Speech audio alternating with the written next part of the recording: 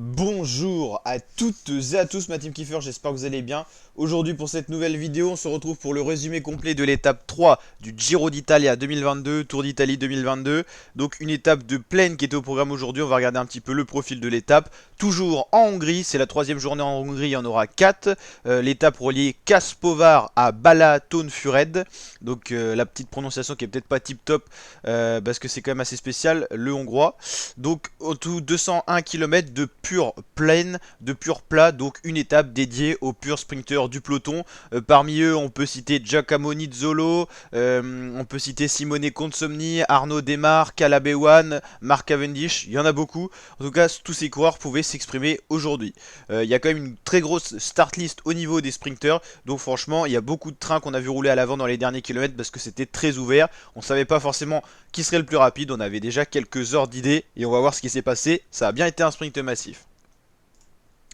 Donc là on est à 9 km 2, on a un homme en tête, c'est un homme qui a essayé de partir un peu tout seul. La Jumbo, ils ont pas de vrai sprinter je crois sur cette course, donc ils ont essayé de lancer un coureur. Et on avait le peloton qui roulait pas encore beaucoup, on commence à voir les formations. Israël qui se place avec son train pour Giacomo Nizzolo, FDJ pour Arnaud Démare. On a Ineos, c'est pour protéger Carapaz, un leader. Quickstep, c'est pour Mark Cavendish. C'est Pascal Enkorn qui est parti tout seul, 11 secondes, c'est pas un réel danger hein. Dès que le peloton a mis en route, ils sont revenus très rapidement sur le coureur. On voit un peloton pas encore très étiré, ça roulait pas forcément. Ça a vraiment attendu les tout derniers kilomètres de cette étape pour mettre en route. Dès que ça a mis en route, plus de coureurs en tête, un peloton groupé et donc un sprint qui se met en vue. On retrouve à l'arrière du peloton Jonathan Castrovero, le dossard numéro 2 qui a roulé pour ses leaders toute la journée. Donc on le retrouve à l'arrière logiquement du peloton, tout comme un coureur de la Israel Startup Nation. Là on commence à voir que ça s'étire, ça accélère, 3 km de l'arrivée. Ça commence à être intéressant, on voit les trains se former, la FDJ ici, la Intermarché, un très beau train pour la Alpecin Phoenix, pour Jacopo Maresco et aussi Mathieu Van Der Poel, le maillot rose, c'est-à-dire le meilleur au général pour l'instant de cette édition du Giro. Là on voit pas trop, il y a des arbres. La Intermarché, ça replace Grimay, le maillot azzurro-violet de meilleur sprinter.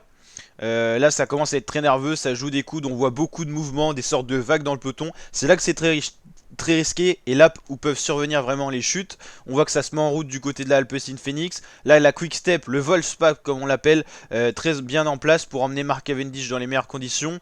On voit que c'est compliqué pour pas mal de coureurs, ça fait des petites cassures. La Quickstep est vraiment parfaite. Et ça va lancer d'assez loin pour pas mal de coureurs. On va regarder un petit peu. Là c'est Mark Cavendish, là c'est Arnaud Démare.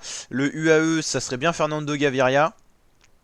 Et au final, c'est Mark Cavendish qui s'impose, je pense, juste devant Arnaud Démare. On regardera la photo finish. Après, on a certainement Fernando Gaviria. Le Alpecin, ça doit être Jacopo Maresco, l'italien. A noter qu'il y a un Androni Gioacchini. Non, ça serait bien Grimay, le maillot azzurro, là, plutôt. Et donc, victoire de Mark Cavendish, qui a 36 ans, remporte une nouvelle victoire sur un grand tour. Lui qui a rapporté 4 victoires sur le Tour de France 2021 l'an passé. Il continue à gagner. Il remercie son poisson pilote. Je crois que c'est Guarnieri.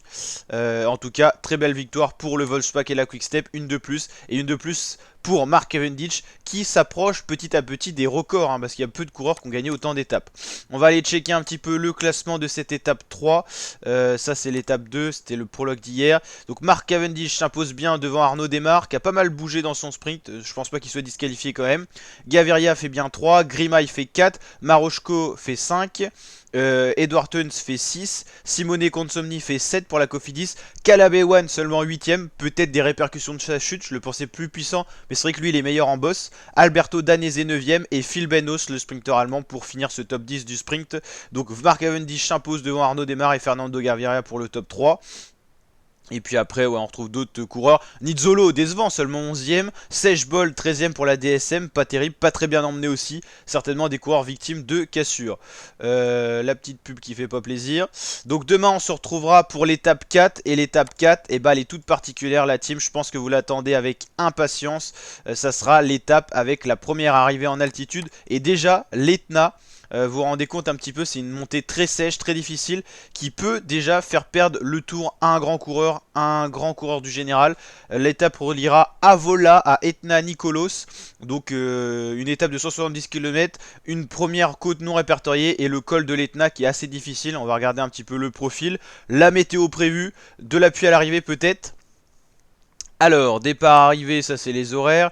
Détail de l'ascension, on va voir que l'Etna, c'est à peu près 22,8 km, donc montée assez longue, à 5,9% de moyenne. C'est pas tant que ça, mais sur des parties comme là au milieu du col, on a des max à 14%. Et ça, je peux vous dire que ça va faire des dégâts. On appelle ça une montée sèche, parce qu'elle est quand même assez dure.